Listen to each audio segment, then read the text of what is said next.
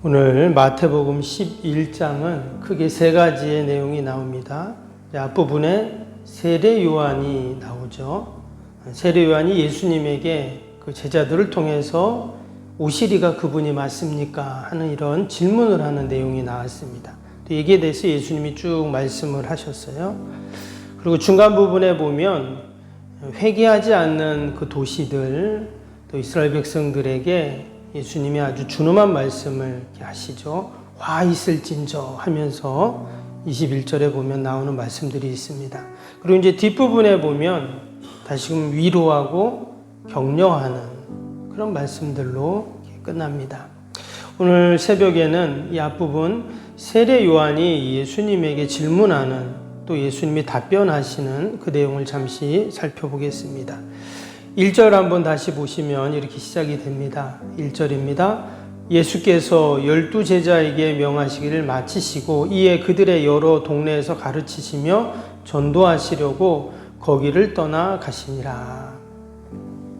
지금 예수님께서 계속 가르치시고 전도하시고 이런 일을 하셨다고 했는데 지금 하나님 나라를 어떻게 확장하고 계십니까? 계속 예수님은 가르치시고 또 함께 제자들과 전도하시면서 이 하나님의 나라를 알리시고 또 하나님의 나라를 점점점 확장해 나가시는 그 모습을 우리가 볼 수가 있습니다. 이것은 교회도 마찬가지입니다. 여러분, 교회가 하나님 나라를 위해서 존재하고 또 교회가 하는 일은 하나님 나라를 확장하는 일이잖아요. 근데 어떻게 하는가? 여기 보니까 하나님 말씀을 계속 가르치는 거예요. 그리고 또 전도의 방법을 통해서 주님의 교회가 날마다, 하나님 나라가 날마다 확장이 된다 하는 것을 우리는 알 수가 있죠.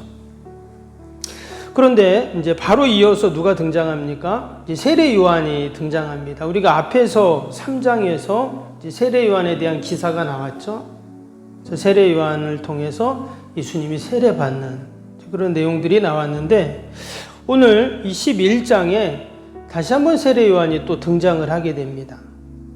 근데 오늘 2절을 보니까 지금 요한이 어디에 있다고 했습니까? 2절에 요한이 옥에서 그랬어요. 그가 지금 옥에 갇혀 있습니다. 당시 헤롯 왕이 그 헤롯의 그 부도덕성을 책망하고 또 회개를 촉구했던 세례 요한을 옥에 잡아 가두었습니다. 이제 결국 이제 세례 요한이 순교를 하게 되죠. 당시에 이 헤롯 왕이 자기의 동생의 부인이죠. 그 동생의 부인을 아내로 취하는 이런 일이 있었습니다. 그래서 사람들은 다 그것이 잘못된 것을 알고 했지만 아무도 말하는 사람이 없어요. 말했다면 큰일 나죠. 근데 이제 세례 요한은 그것을 말하는 거예요. 이것은 잘못됐다 말하고. 그러니까 헤롯이 그를 잡아 가두어 버렸습니다. 그런데 이제 그가 감옥에 있으면서 이제 이야기를 듣는 거예요. 어떤 얘기를 들어요? 예수님이 이런 이야기를 하시더라, 또 이런 일을 행하시더라, 이런 얘기를 이제 감옥에서 듣겠죠. 그래서 그가 자기 제자들에게 이제 이런 말을 합니다. 3절 볼까요? 3절에 보면 예수께 여짜오되 오실 그이가 당신이오니까 우리가 다른 일을 기다리오리까. 지금 세례 요한이 자기 제자들이 있었잖아요. 당시 세례 요한이 유명했고 또 따라다니는 제자들이 있었는데 아마 제자들이 그 감옥에 면회를 종종 왔겠죠. 그러면서 예수님 얘기를 했을 텐데 그 제자들에게 세례 요한이 대뜸 그러는 거예요. 너희들이 가서 그 예수님에게 우리가 기다릴 메시아가 맞는지 아닌지 좀 물어봐라. 이런 얘기를 하는 거예요.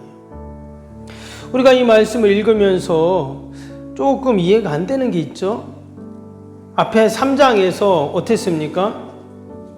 세례 요한이 예수님께 세례를 베풀면서 그 예수님에 대해서 하나님의 어린 양이라고 말하고 그리고 또 우리가 기다리는 메시아이십니다. 이렇게 이제 쭉 이야기를 했잖아요. 그런데 지금 감옥에서 과연 그분이 메시아인지 아닌지 한번 좀 물어봐라. 이런 얘기를 한 거예요. 마치 이 세례 요한이 완전히 믿음이 다 떨어지고 의심하는 이런 사람으로 지금 변해버린 것입니다. 여러분, 왜 갑자기 세례 요한이 이렇게 됐을까요? 우리가 아는 것처럼 세례 요한은 보통 사람이 아니었죠. 구약에서 예언했던 그런 사람이었고, 그는 모든 그 제사장이었잖아요. 원래 제사장, 아버지가 제사장이니까 그도 당연히 제사장이 되면서 모든 것들을 다 물려받는 그런 사람인데, 광야로 나가서 약대 털옷을 입고 메뚜기와 석청을 먹으면서 그런 삶을 그가 살았습니다. 그래서 사람들은 당시에 그 세례 요한이 메시아인 줄 알았죠. 그런데 자신은 단지 광야의 소리일 뿐이다. 나는 주의 길을 예비하는 자다. 그리고 때가 되매 예수님을 만났고 예수님께 세례를 베풀고 축복을 했던 그런 사람입니다. 근데 시간이 지나서 지금 이 세례 요한이 이런 의심을 하게 되었다는 거예요. 우리가 이 말씀을 보면서 세례 요한 같은 이 믿음의 사람도 때로는 이렇게 의심하는구나, 이런 생각을 할 수 있어요. 여러분, 우리도 마찬가지입니다. 우리도 정말 나름대로 신앙생활, 믿음생활 한다고 하고 또 기도생활도 하고 하지만, 그리고 우리에게도 어때요? 그런 의심이 들어올 때가 있잖아요. 아니, 도대체 하나님 언제쯤 이 기도가 응답이 됩니까? 정말 하나님이 살아계시다면 아니 왜 내가 이런 어려움을 당합니까? 우리도 이러한 의문을 갖고 또 주님께 기도하는, 또 물어보는, 여러분 그럴 때가 우리도 있습니다. 그리고 또 더 나아가서는 이 땅에 이어지는 수많은 그 죄된 모습들, 죄악의 모습들을 보면서 과연 하나님께서 그냥 이걸 두고만 보십니까? 이런 의문이 우리도 생길 때가 있다라는 것입니다. 오늘 이어지는 말씀을 보면 예수님께서 그 세례 요한, 의심하는 그 세례 요한에 대해서 책망하시거나 하시는 것이 아니었어요. 도리어 11절에 뭐라고 했습니까? 11절 보세요. 내가 진실로 너희에게 말하노니 여자가 낳은 자 중에 세례 요한보다 큰 이가 일어남이 없도다. 지금 세례 요한을 칭찬하고 계세요. 지금 예수님을 메시아인지 아닌지 의심하고 있는 그 세례 요한을 향해서 여자가 낳은 자 중에 제일 큰 사람이다, 대단한 사람이다, 이렇게 지금 칭찬을 하고 계시죠. 우리가 이 말씀을 보면서 다시 한번 지금 믿음이 없어서 의심했다기보다는 어찌 보면 세례 요한도 연약한 인간이구나, 이런 생각을 할 수 있어요. 그리고 또 한 가지는 지금 세례 요한이 이렇게 의심하고 물어봤던 이유가 있어요. 2절을 다시 한번 보시면 요한이 오기에서 그리스도께서 하신 일을 듣고 제자들을 보내요 그랬죠. 여기 보니까 요한이 오기 있으면서 예수님이 하신 일을 들었다 했어요. 근데 예수님이 하신 일이 뭡니까? 앞에 부분에 보면 병자들을 고치시고 당시에 그 장애인들, 또 여인들, 또 소외된 자들, 이런 사람들과 늘 함께 하셨던 그 모습을 우리가 쭉 보았잖아요. 근데 이제 구약에 예언되었던 메시아의 모습은 뭐였냐면 두 가지였습니다. 메시아상은 하나는 구원자, 그리고 또 하나는 심판자였어요. 근데 예수님께서 구원자의 모습으로 지금 계속 사시죠. 병자들을 고치시고 또 장애인들과 함께 하시죠. 죄인들과 함께 하시죠. 예수님의 제자들도 다 어땠다 그랬어요? 다 갈릴리 어부 출신들, 그냥 특별함이 없는 그런 사람들. 그러나 그들의 삶을 완전히 바꿔놓으시잖아요. 이 구원자의 모습입니다. 근데 또 한편은 뭐예요? 심판자의 모습이 없는 거예요. 심판자의 모습이면 어때요? 당장 이 로마 제국을 다 몰아내고 지금 자기도 옥에 갇혀있으니까 빨리 꺼내주시고, 이게 심판자의 모습이잖아요. 근데 예수님께서 오늘 7절, 8절에 아주 귀한 말씀을, 의미심장한 말씀을 하십니다. 7절, 8절 볼까요? 그들이 떠나매 예수께서 무리에게 요한에 대하여 말씀하시되 너희가 무엇을 보려고 광야에 나갔더냐? 바람에 흔들리는 갈대냐? 그러면 너희가 무엇을 보려고 나갔더냐? 부드러운 옷 입은 사람이냐? 부드러운 옷을 입은 사람은 왕궁에 있느니라. 여기서 이 갈대는 당시 헤롯 왕을 말을 합니다. 그래서 당시 그 동전 이런 지폐에 보면 당시에 그 헤롯 왕을 갈대로 이렇게 그려놨던 그런 이제 내용들이 있어요. 그래서 부드러운 옷을 입은 자는 어떤 사람 말할까요? 거친 옷을 입은 사람, 그런 사람들은 좀 가난한 사람들이겠죠. 부드러운 옷을 입은 사람들은 권력자들을 말합니다.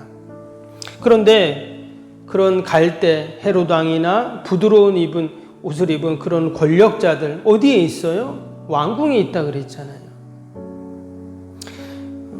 지금 세례 요한이 주의 길을 예비하고 광야에서 또 하나님 나라를 위해서 헌신하는 그 모습이 너무나 귀해요. 너무나 귀하고 소중합니다. 그런데 결국 우리의 그런 삶은 어떤 삶이냐? 예수님이 앞에서도 말씀하신 것처럼 인자가 온 것은 죄인을 구원하기 위해 오셨다 그랬죠. 건강한 자에게는 의원이 쓸데없고 병든 자에게 쓸데있다. 그렇게 예수님께서 말씀하셨습니다. 예수님께서는 우리 그 세례 요한을 책망하시기보다는 지금 너의 삶이 복된 삶이고 너가 정말 하나님 나라를 위해서 귀하게 헌신하는 삶이다. 이렇게 말씀하시고 여자가 낳은 자 중에 너보다 더 큰 이가 없다면서 극찬을 하셨어요. 그러면서 더 나아가서 오늘 11절 다시 보시면 이어지는 말씀에 그러나 뭐래요? 천국에서는 극히 작은 자라도 그보다 크니라 그랬어요. 여기서 극히 작은 자는 누구를 말할까요? 1차적으로는 제자들을 말하고 2차적으로는 바로 우리들을, 나를 말하는 거예요. 세례 요한이 그렇게 귀하고 복된 사람인데 우리가 천국에서 하나님 나라에서는 우리도 다 그보다 도리어 더 큰 자다 이렇게 말씀을 하고 계신 것이죠. 여러분 우리가 늘 하나님 나라를 위해서 우리가 수고합니다. 남들은 지금 다 새벽에 잠자고 있는데 우리는 이전에 와서 하나님 나라를 위해서 기도하고 있잖아요. 또 우리가 하루를 살아가면서도 여러분 믿지 않는 자들은 자기 하고 싶은 대로 하면 돼요. 그러나 우리는 어떻습니까? 우리는 하나님의 말씀대로 살려고 하잖아요. 아멘. 그리고 또 우리는 하나님의 영광을 위해서 삽니다. 사람들은 다 자기 영광을 위해 살지만 우리는 내 영광이 아니라 하나님 영광을 위해서 사는 것이죠. 우리는 이 땅에서 살지만 우리는 언젠가 갈 하나님의 나라를 준비하면서 또 우리는 삽니다. 여러분 우리 성도의 삶이라는 것은 어찌 보면 참 고달픈 삶일 수 있어요. 왜? 남들 안 하는 걸 해야 되니까. 남들처럼 살 수 없으니까. 그러나 여러분 이 삶이 너무나 귀하고 복된 삶인 줄로 믿습니다. 오늘 예수님께서 저와 여러분들에게 다시 한번 우리 세례 요한의 모습을 보면서 말씀하고 계십니다. 너희가 광야에 왜 나갔냐? 어찌 보면 우리가 하나님 나라를 위해서 이 땅에서 살아가는 모습이 광야를 지나가는 그러한 나그네의 모습과 같아요. 그러나 우리가 흔들리는 갈대를 보기 위함이 아니라 부드러운 옷을 입은 사람을 보기 위한 것이 아니라 우리는 하나님 나라를 위해서 여러분 늘 살아가는 자들인 줄로 믿습니다. 오늘도 저와 여러분이 늘 약속의 말씀 붙잡고 믿음으로 승리하는 여러분 저와 여러분이 되시기를 주님의 이름으로 축복합니다. 주신 말씀 생각하면서 우리 수요일 기도 또 오늘 하겠습니다. 46번부터 60번까지 46번부터 60번까지 신실한 그리스도의 제자를 끊임없이 재생산하는 생명의 공동체가 되게 하옵소서. 아멘. 주님의 마음으로 성도들을 섬길 수 있는 평신도 지도자들이 세워지게 하옵소서. 아멘. 세워진 평신도 지도자들이 자신의 은사를 따라 교회를 섬기게 하옵소서. 아멘. 부흥의 새 시대를 준비하며 다음 세대를 책임지는 교회가 되게 하옵소서. 아멘. 복음의 능력으로 통일한 국가 글로벌 시대를 감당할 다음 세대를 준비하게 하옵소서. 아멘. 다음 세대들이 성경적인 가치관으로 무장되어 열방을 품고 나아가게 하옵소서. 아멘. 우리 아이들이 지성과 감성과 영성을 겸비하여 새 시대 부흥의 주역이 되게 하옵소서. 아멘.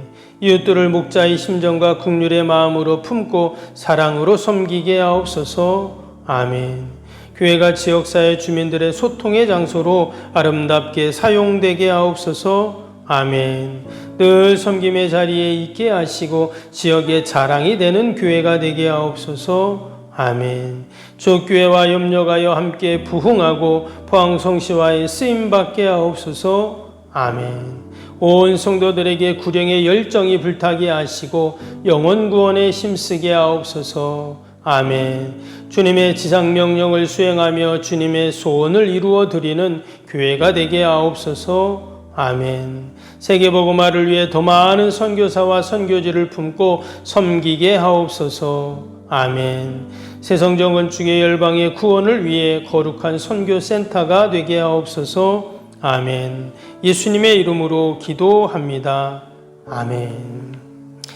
사랑과 은혜가 충만하신 하나님 아버지, 우리는 늘 하나님 나라를 위해서 사는 자들인 줄로 믿습니다. 아버지, 우리를 천국에서 지극히 큰 자라고 그렇게 말씀하여 주셨사오니 하나님, 우리가 늘 약속의 말씀 붙잡고 믿음으로 승리케 하여 주시옵소서. 귀한 새벽에도 또 우리가 많은 기도의 제목을 가지고 나왔습니다. 나라 민족과 교회와 이웃과 사랑하는 자녀들 다 올려드리오니 하나님 도우시고 함께하여 주옵소서. 아버지, 저 모로코에서 큰 지진이 나서 너무나 많은 사람들이 희생을 당하고, 또 아버지 리비아에서는 또 아버지 홍수가 나서 또 너무나 많은 인명피해가 있다고 합니다. 하나님, 세계 곳곳에서 이루어지는 이러한 자연재해들을 보면서 우리가 다시 한번 하나님을 두려워하며 또 우리의 삶을 돌아보며 또 하나님의 뜻을 헤아리는 저희들이 다 되게 하여 주옵소서. 하루속히 복구되고 회복되고 하나님의 위로가 하나님 있게 하여 주옵소서. 하나님, 오늘도 우리의 가정 일터 주님의 교회 꼭 지켜주시고 어둠의 영들 틈타지 않게 하여 주옵소서. 내가 기도하기에 우리의 자녀들이 살고, 내가 기도하기에 우리의 가정이 살고, 주님의 교회가 살고 이 민족이 사는 줄로 믿습니다. 하나님, 더 믿음으로 기도할 수 있도록 우리를 늘 강건케 하여 주옵소서. 약속의 말씀 꼭 붙잡고 늘 성령으로 충만하여서 귀한 사명 넉넉히 감당케 하여 주옵소서. 예수님의 이름으로 기도하옵나이다. 아멘. 하늘에 계신 우리 아버지, 아버지의 이름을 거룩하게 하시며 아버지의 나라가 오게 하시며 아버지의 뜻이 하늘에서와 같이 땅에서도 이루어지게 하소서. 오늘 우리에게 일용할 양식을 주시고 우리가 우리에게 잘못한 사람을 용서하여 준 것 같이 우리 죄를 용서하여 주시고 우리를 시험에 빠지지 않게 하시고 악에서 구하소서. 나라와 권능 영광이 영원히 아버지의 것입니다. 아멘.